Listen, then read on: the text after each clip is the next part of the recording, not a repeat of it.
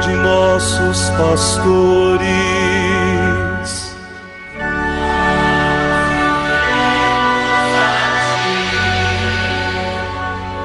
Professando todos uma só fé,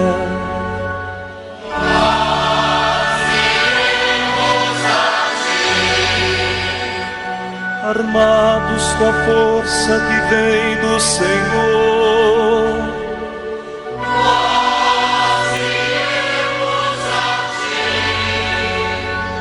ti, sob o impulso do Espírito Santo. Nesta sexta-feira, meu irmão, minha irmã,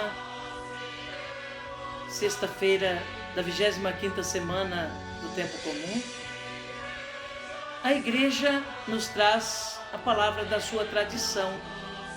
Temos ouvido em vários dias desta semana trechos do sermão sobre os pastores de Santo Agostinho. Hoje, mais uma vez, nos é trazido um trecho deste grande sermão, que é do século V da nossa era cristã. O título que nos é apresentado hoje na liturgia das horas para este trecho é o seguinte: os pastores bons estão todos no único pastor. Ouçamos então atentamente essa palavra da Igreja, que vem para nós hoje como catequese, como instrução na caminhada cristã. Cristo te apacenta com justiça. Ele distingue as suas ovelhas das que não são suas. As minhas ovelhas ouvem a minha voz e me seguem. Encontro aqui todos os pastores bons no único pastor. Os pastores bons não faltam, mas estão no único. Os que estão divididos são muitos. Aqui se fala de um só, porque se quer valorizar a unidade. Na verdade, não se diz agora que os pastores se calarão e será um só pastor, um só o pastor, porque o Senhor não encontra a quem confiar suas ovelhas. Ele as confiou porque encontrou a Pedro. Mais ainda, no próprio Pedro, ele recomendou a unidade. Eram muitos os apóstolos, mas a um só disse: apacenta minhas ovelhas. Deus nos livre de que não haja agora bons pastores, de que nos venha a faltar pastores bons. Esteja longe da sua misericórdia não criá-los e constituí-los. Na realidade, se houver boas ovelhas, haverá também bons pastores, pois das boas ovelhas se formam os bons pastores. Mas os bons pastores estão todos no único, são um só. Se eles apacentam, é Cristo que apacenta. Os amigos do esposo não dizem ser sua a voz, mas com imensa alegria se rejubilam com a voz do esposo. Por conseguinte, é ele que apacenta quando aqueles apacentam. E diz: eu apacento, porque sua voz está neles, sua caridade neles se encontra. Ao próprio Pedro, a quem entregava suas ovelhas como a outra pessoa, queria torná-lo um só consigo, e depois entregar-lhe as ovelhas, de forma que ele fosse a cabeça, fosse a personificação do corpo, isto é, da igreja, e a semelhança do esposo com a esposa fossem dois em uma só carne. Querendo, pois, entregar as ovelhas, mas não como se as confiasse a outro, que lhe diz antes? Pedro, tu me amas? Respondeu ele, eu te amo. De novo, tu me amas? Respondeu, amo. Pela terceira vez, tu me amas? E respondeu, amo. Confirma a caridade para consolidar a unidade. É ele, portanto, que apacenta um só neles e eles no único. Cala-se a respeito dos pastores, mas não se cala. Gloriam-se os pastores, mas quem se gloria, no Senhor se glorie. É isto apacentar o Cristo. É isto apacentar por Cristo. É isto apacentar em Cristo. Não se apacenta fora de Cristo. Não foi, na verdade, por falta de pastores, como se o profeta houvesse predito estes maus tempos futuros, que disse, eu apacentarei minhas ovelhas, não tenho a quem confiá-las. Ainda Pedro estava nesse corpo e nessa vida terrena, e também os apóstolos, quando aquele único, em quem todos são um, disse, tenho outras ovelhas que não são deste redil. Preciso buscá-las para que haja um só rebanho e um só pastor. Estejam então todos no único pastor e façam ouvir a única voz do pastor, aquele que as ovelhas escutam, e possam seguir o seu pastor. Não a este ou aquele, mas ao único. E todos nele falem com uma só voz. Não tenham vozes diferentes. Rogo-vos, irmãos, dizei todos a mesma palavra, e não haja divisão entre vós. A esta voz, lavada de toda divisão, purificada de toda heresia, ouçam-na as ovelhas e sigam seu pastor, aquele que diz, as ovelhas que são minhas, escutam minha voz e me seguem. Amém. Caro irmão, cara irmã, nesse texto de Santo Agostinho sobre os pastores que nós ouvimos, Agostinho exorta a todos para a unidade, que é fruto da caridade.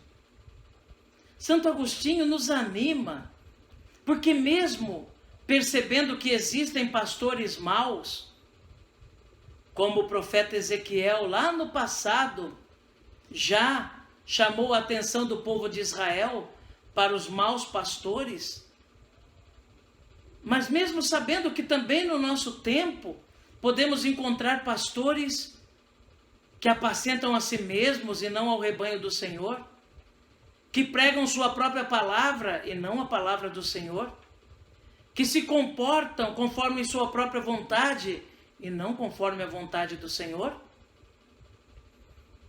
que não travam a luta contra o pecado e contra as tentações, mas essa palavra vem nos confortar, porque Deus não cessa de despertar pastores segundo o seu coração, que agem pela santidade, que lutam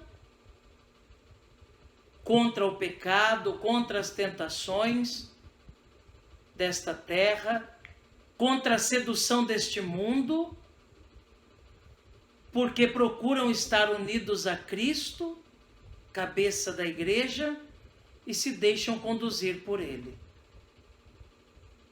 Santo Agostinho deixa claro a benevolência de Deus e a caridade infinita de Deus em não permitir jamais que não sejam suscitados pastores que sejam sinal da presença do sumo e eterno pastor. Mas deixa muito claro a característica do pastor. É aquele que é único.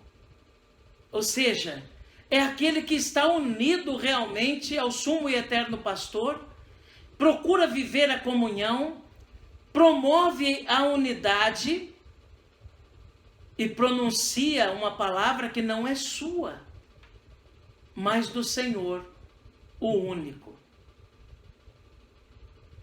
É assim que nós conhecemos o pastor.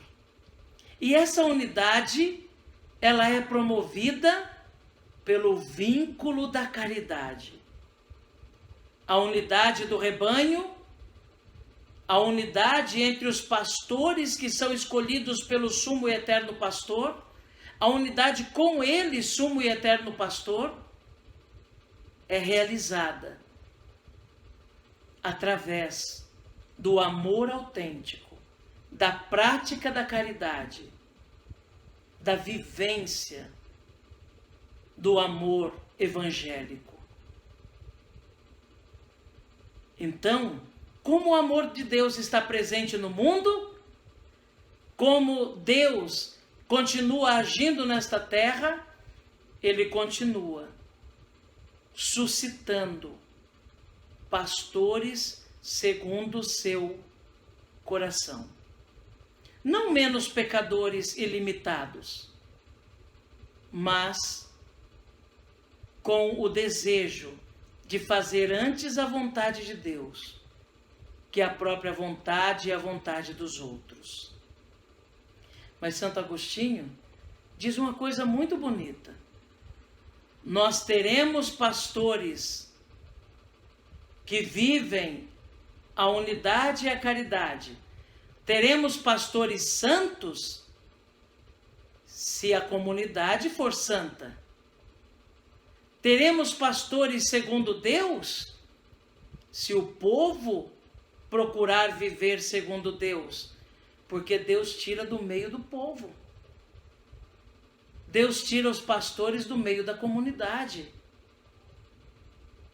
Aí, então, nosso compromisso em sempre mais nos colocarmos na presença do Senhor, em unidade com Ele e unidade entre nós todos, promovendo a verdadeira unidade, nunca a divisão na comunidade. Meu querido irmão, minha querida irmã, nesta sexta-feira, quero convidar você a prestar a sua homenagem comigo, a Mãezinha do Céu, a Nossa Senhora, aquela que nós chamamos de Rainha, Rainha do Céu e Rainha da Terra, aquela que passou por esse mundo fazendo o bem e por isso foi acolhida no céu pelo seu Filho Jesus. Ela que não cessa de interceder por nós, porque nos ama de verdade. Ela a quem Jesus entregou todo batizado e toda batizada naquele dia, lá do alto da cruz, quando a entregou ao discípulo amado, que representa cada homem e mulher de boa vontade, que aceita Jesus como seu Salvador e por isso é chamado a acolhê-la como sua mãe. Rezemos então, pedindo a intercessão de Maria, colocando em suas mãos nossos pedidos, preces e agradecimentos, para que ela conduza até Jesus, nosso Senhor. Salve, Rainha, Mãe de misericórdia, vida, doçura, esperança nossa, salve. A vós bradamos, degredados filhos de Eva, a vós suspirando, gemendo, chorando neste vale de lágrimas.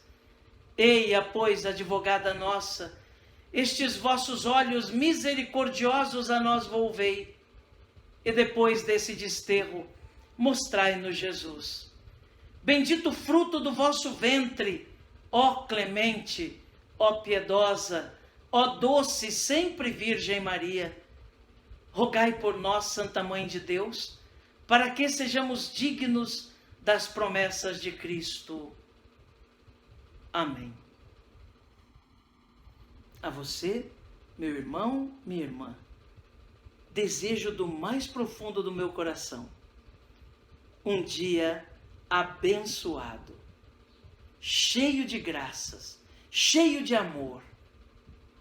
Que você faça uma experiência verdadeira do ressuscitado no dia de hoje. Sinta a presença dele em sua vida. E se porventura tiver que passar por alguma situação difícil, tenha a certeza de que não está sozinho. Que ele está com você. O Senhor está com você. Que Jesus abençoe você, meu irmão. Que Jesus abençoe você, minha irmã. Abençoe-vos o Deus Todo-Poderoso, Pai, Filho e Espírito Santo. Amém.